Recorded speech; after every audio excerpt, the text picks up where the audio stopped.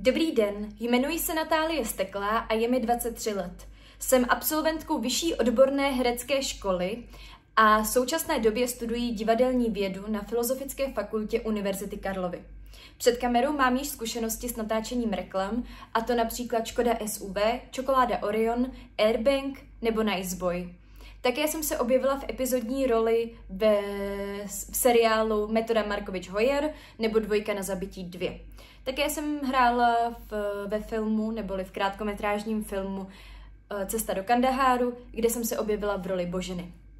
S divadlem mám také již zkušenosti, jako malá jsem hrála u ochotníků v Děčínském divadle a později jsem si zahrála v rámci vyšší odborné herecké školy ve 2 absolventských inscenacích, a to například v Náměstíčku od Karla Goldonyho, anebo také ve Výnosném místě od Ostrovského.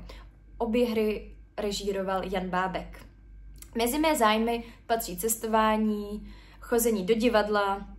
Také jsem cvičila karate, které cvičím dodnes, a umím anglicky, mám řidičák na auto a taky ráda zpívám. Zpívala jsem jak ve sboru, tak i sólově a jezdila jsem i na koni.